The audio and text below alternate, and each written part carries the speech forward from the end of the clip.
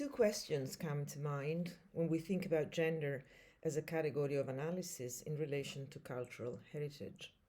First, why is it important to bring gendered perspectives to bear on cultural heritage debates? And two, how can gender equality be integrated in the work around cultural heritage? First of all, we need to recognize that heritage is gendered. As Laura Jane Smith writes, it is gendered in the way heritage is defined, understood, and talked about, and in turn, in the way it reproduces and legitimizes gender identities and the social values that underpin them. Cultural heritage, culture, and the arts tell us stories about people and societies in the past and in the present. These stories were created and then selected, preserved, and transmitted according to criteria defined by people in power over the centuries, and these people were overwhelmingly men.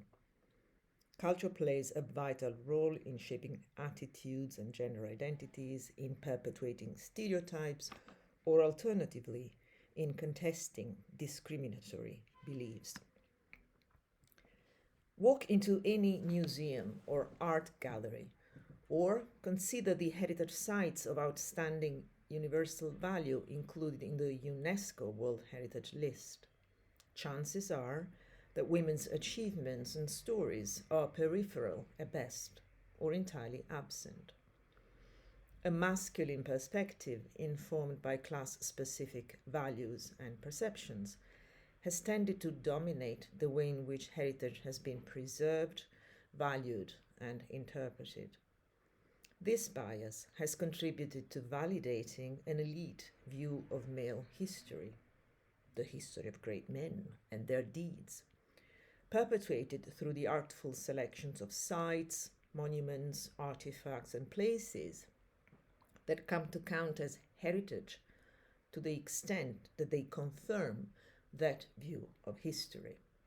Neglecting women's contributions to culture and heritage not only reflects a one-sided view of history, but it also corroborates a limited, stereotypical vision of masculinity linked to orthodox ideas of heroism and success. So, how do we change this structural bias?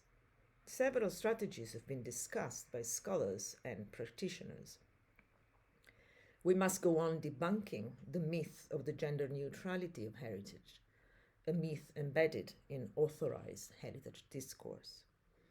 Women's experiences, stories, and creative expressions must be granted more visibility in the heritage field. Devising a specific framework of gender analysis suitable for the heritage sector would go a long way towards ensuring that indifference or blindness to gender and diversity issues is not automatically reproduced. Counting or number crunching is a useful strategy to call institutions out for sexist practice. Quantitative analyses that expose overt discriminations in heritage institutions and the art world are necessary, since gender equality is still a goal, not an accomplished fact. The REACH project is about participation and inclusivity. Gendered approaches have been taken into account at various levels in all our activities.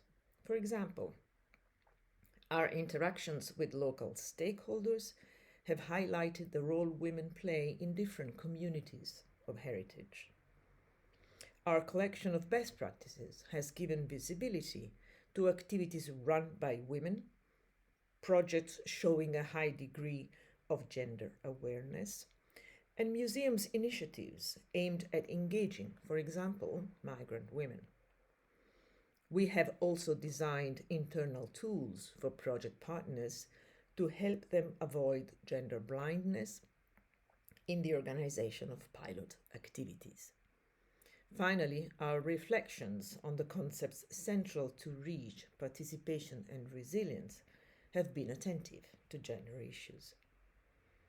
One project cannot magically change the world, but it can help bring to the fore the gender dynamics that affect the ways in which people relate to heritage and participate in culture. In the words of Irina Bokova, building a better future for all requires the full and equal participation of all women and men in the cultural sphere.